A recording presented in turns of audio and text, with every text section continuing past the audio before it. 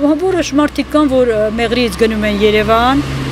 գյուղերից գայս են Մեղրիում են ապրում, այսպես։ Բայց օրինակ Կապանում շատ կա, ես որ գնում ես Կապան, զգում ես ինչքան շենքեր են հանգած, լույսեր են, էլի բնակարաններ լույսերը հանգած, ասում են, որ շատ են գնում Ռուսաստան, հատկապես Ռուսաստան, Ղափանից Ռուսաստանը շատ գնում։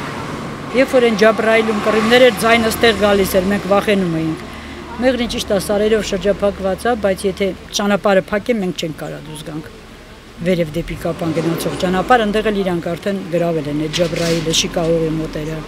երկու ճանապարհ կա դուրս գալու։ Եթե Իրանն էլ չթողեց, մենք չենք կարող այստեղից էվակուացնենք ժողովրդին, եթե նման բան լինի։ Մեծ մասամբ երիտասարդները ձգտում են դուրս։ Ինչքան որ ես գիտեմ, իմ երեխաները կոնկրետ են դրսում են կրթության առումով, ամեն ինչի առումով իրանք գտնում են, որ այնտեղ ավելի լավ կրթություն կարող են ստանալ, այնտեղ են իման։ Աշխատատեղ կա հասարակ բանվորների համար, օրինակ ագարակում, կոմբինատում կարող են մարդիկ գնան գիշերային սմեն, չգիտեմ, աշխատեն պղնձամոլիբդենային կոմբինատում,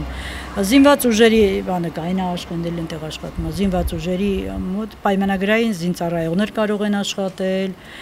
որտեղ ոսկու հանքը ունենք, հանքեր ունենք տարբեր տեսակի, որոնք ընդունում են բանվորներ, գիշերային սմեն, ցերեկային սմեն, հանք մտնող, հանքում աշխատող, ճանապարհաշինարարություն կա, դա էլ կարող են անել, բայց հետաքրքիր է նա, որ Մեղրիում ոչ մեկը չի ուզում շինարարության վրա աշխատի, չեն ուզում գնան խոտ հնձեն այգիներից, այ հնդիկներ են եկել, հնդիկներն են տանում աշխատում, այդ հնդիկները Մեղրիել են ասել, հնդիկներ, արաբներ, դրանք են գրում այդ սևագործ գործերը անում, տենց հազարակ աշխատուժ կա, բայց բուհի կրթված երիտասարդի համար ինչ, իմ տղան ֆիզֆակն է ավարտել, աստղագիտության ֆակուլտետը, գա այստեղ ինչ անում, որտեղ աշխատի, հնարավոր չի, տնտեսագետները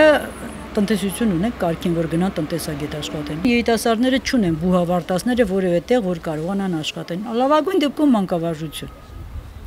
բայց ոնց հասկանում ենք մանկավարժություն հիմա շատերը փախնում են, կոնկրետ ինձ շատ անգամ են հրավիրել, մեր տնօրենը շատ անգամ է կանչել, որ ես գամ էլի դպրոցում աշխատեմ, բայց ես ինքս չեմ ուզում գալ արդեն։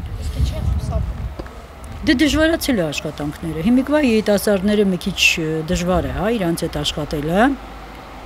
բացի դրան նոր ծրագրեր, նոր բաներ են մտցրել ու դրանց համար պետք է շատ աշխատի մարդ իր վրա, այսինքն հիմիկվա բուհերը պետք է նման ձևով կրթություն տան, իրանց համար արդեն հեշտ կլինի, նախկին մանկավարժի համար դժվար է հարմարվել հիմիկվա պայմաններին, ինձ թվում է եւ նա երիտասարդությունը մեծ մասը չեն ուզում սովորեն կոնկրետ, մեծ մասը, ծուլիկանում են, չեն ուզում լավ սովորեն։ Եթե խոսքը վերաբերում է ուղիների բացման մասին, բոլորս կողմ ենք դրան բնականաբար, բայց վերահսկողությունը մեր կողմից լինի։ Ալիևի ասելով իրանք պետք է չհսկենք, իրանք ինչ ուզեն տանեն։ Միգուցե զենք են տանում, տանկեր են տանում, մենք չիմանանք մեր տարածքով ինչ են տանում։ Ցանկացած պետություն մաքսային կետեր ա դնում, ես ստուգում, չէ՞, միջև վերջի այդ պայուսակը տեսնան ինչ են տանում, ոնց կարելի է տենց ազատ թողնել։ Բոլորս էլ մտածում ենք,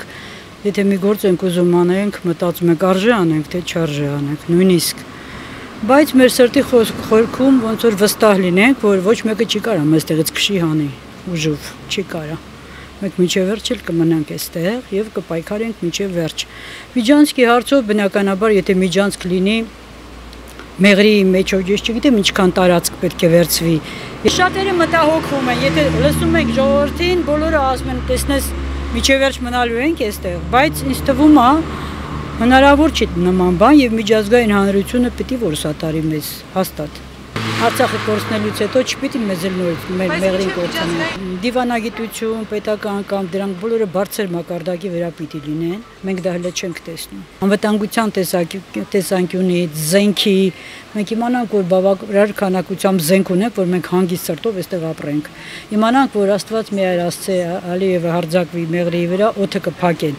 ոչ թե նախկինի նման, Արցախի նման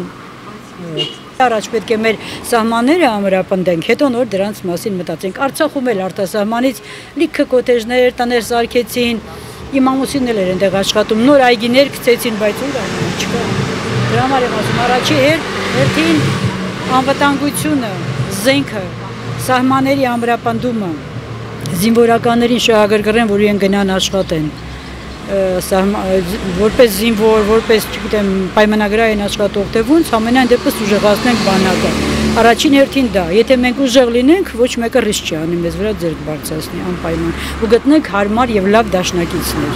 Մենք չպիտի հարաբերությունները լրիվ վերացնենք, ու ես գտնում եմ, որ տարածաշրջանում ոնց որ սովորական հարևան ես ունենում, հետո մի քիչ լավ չես լինում, բայց գոնե բարև-բարելույթ տալիս ես։ Բայց ոչ բոլոր քո ամեն ինչը տալիս ես իր ձեռքը։ Նույնը Ռուսաստանի նկատմամբ։ Մենք շատ հայեր ունենք այնտեղ ապրող բնականաբար, չենք կարող 100%-անոց կտրել կապերը Ռուսաստանի հետ, ոնց որ մեկ-մեկ բարձրաձայնում են, բայց ամեն դեպքում մենք տնտեսությամբ էլ ենք կապված շատ Ռուսաստանի հետ, այդքան արտահանումներ, բան ունենք, բայց մենք պետք է հարաբերությունները պահենք, ոնց որ ասում են, նորմայի սահմաններում, ավելին չպիտի իրանց ձեռքը տանք։ Մեծ ոլորտները չպիտի տանք իրանց ձեռքը։ Իրանի հետ էլ, բայց էլի զգուշավոր, ես տենց եմ կարծում։ Իրանը թեպետ մեր հարևանն ամեն դեպքում մեզ օգնում է, բայց ինքը նաև սատարում Ադրբեջանին, ամեն դեպքում մուսուլմանական երկիր է։